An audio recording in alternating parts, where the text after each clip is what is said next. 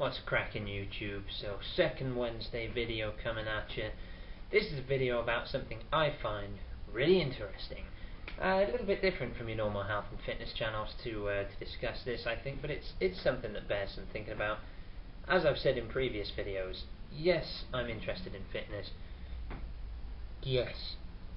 Oh, that was a weird noise. Yes, I'm interested in looking good, aesthetics and all of that, of course. But what we also need to remember is health, okay? So what I'm going to talk to you about is the concept of microlives and micromorts. Now, if you've heard of this, you probably already kind of know what I'm going to say. If you haven't, then have a listen to this, because it's something I find pretty interesting, and I encourage you all to go and do a little bit of research about it. There was a book written by, I think it's Dr. Spiegelheimer or Spiegelman or Spikes, or I can't remember. Dr. Something wrote this book. Basically, a long time ago, someone came up with the idea of a micromort. A micromort is essentially a 1 in a million chance of dying. So you can accumulate a micromort, for instance, by riding a motorcycle for 30 minutes.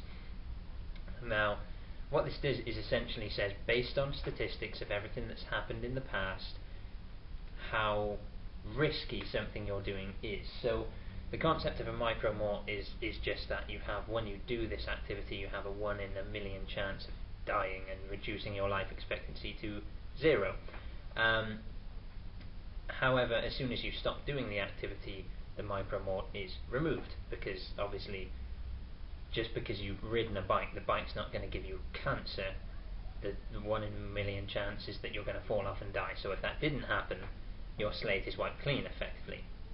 Now, what someone else came up with, this Dr. Dr. Spur thing, he, if you're watching this Dr. Spur thing, I apologise for not knowing how to say your name, but he came up with the concept of microlives. Now, a microlife is a little more interesting. A microlife is not something that is just wiped clean.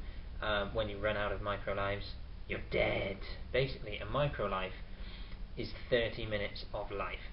So based on life expectancies when the book was written, a couple of years ago now, so life expectancies are slightly higher, for a 20-year-old man, a 22-year-old man or 26-year-old female will roughly have 1 million 30 minutes left in their life, for an average life expectancy. So I think for a man that took you to 79, and the same takes a woman to 79, no, not so. Takes a woman to whatever their average life expectancy was from 26. So it's the same space of time before a woman dies after the age of 26 and a man after the age of 22, as women tend to live longer. As we all know, it's unfortunate to be a man, but those whose sparks burn brightly burn shortest. That's what they say. So think about that, ladies. So anyway, the concept of a microlife then, let's get further into that. So you can basically do things which will either lose you or gain you microlives. Now, obviously this is based on a general population, so it's no guarantee, and it is a rough figure, so you can't say that you are gaining 30 minutes of life for doing these things, or losing 30 minutes of life. But roughly speaking, you're getting that kind of premature aging effect, or increasing your life expectancy, depending on how you perform. So let's look at some of the things that you can do. So if you're a smoker, listen up, you smoke 2 cigarettes, 2, that loses you a microlife. So roughly 1 cigarette as a habit, i.e. if you continue to smoke. So if you had 2 cigarettes a day, so 1 cigarette loses you 15 minutes of life. 2, 30. So obviously 1 microlife lost for every 2 cigarettes you smoke. So if you smoked just 4 cigarettes a day, you're living your life at 25 hours a day instead of 24 hours a day, i.e. reducing your life expectancy. Now, there is some light on the horizon. You can increase your microlives. 1 microlife for 20 minutes of daily exercise. Also, interestingly, quite a nice one, 1 microlife for 1 alcoholic beverage per day. However, if you then go on to have a further alcoholic beverage, you begin losing microlives for every other beverage that you have. So, have 1 alcoholic beverage don't have a lot. Don't smoke. Eat your veggies, I'm sure, is one of them. There's a whole book that delves into this, and I couldn't find many of the ones that I read before about what does and doesn't, what gives and what removes microlives. But it's an interesting concept, I think.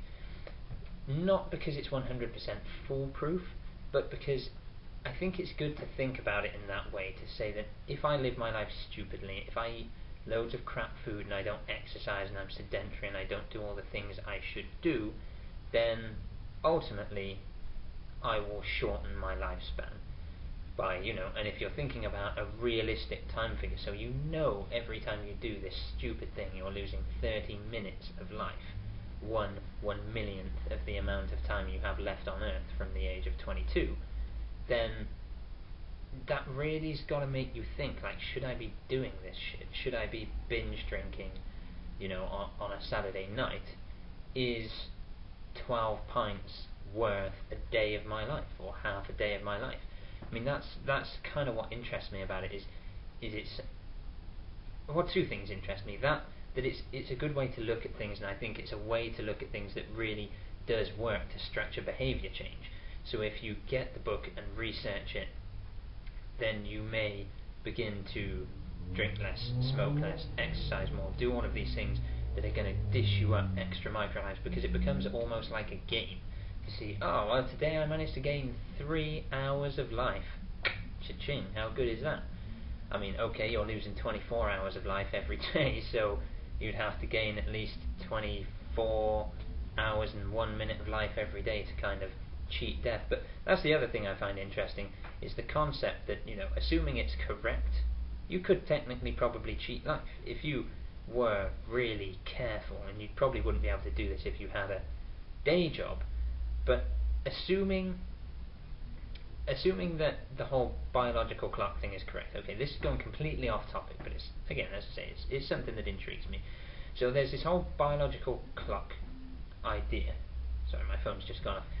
That basically you have your biological clock, ticking clock that tells you, when you're going to die, basically. But your biological clock basically says when you start to age, so when everything starts to die. So your telomeres of your cells reduce, and over time, when they reach the bottom, as small as they can get, they stop reproducing, and therefore you die. Something along those lines. That's not really the most scientific explanation, so apologies for that, but it's pretty close, I believe. However, there is a concept that some people can outlive their biological clock, i.e. they will never just die of old age. So they age up to a point, and then they just stop aging. So think about people who are like 80 and they look about 50, and you think, what the fuck, how do you look like that? How much plastic surgery have you had, man? And then you find out they've had none. These are those kind of people, I believe, their bodies kind of technically stopped aging. However, they do of course die because, well, one, they might get hit by a car or something, which would be quite unfortunate but possible, but because they've aged to that level, they're not as young and as resilient as they are. They're more susceptible to diseases, cancers, the other kind of diseases that tend to affect the older generation more. So yeah, nobody's immortal, okay, but assuming that thing is correct, that you can outlive the point where you outlive to the point where you stop aging and you're not going to die of old age. If you could add enough microlives to your life, i.e. if you could add 26, 27 microlives a day, so you'll, be 52, 53, because it's half an hour, isn't it? But basically, if you could add 26, 27 hours of life for every 24 hours you lived, technically you could reach that point. You could age to the point where age is no longer the Grim Reaper. Yes, I'm not saying you're going to live forever, because I'm sure that everyone's going to die. I'm not saying that this guy's unlocked the fountain of youth and that everyone can live forever, but you can live a longer and healthier life.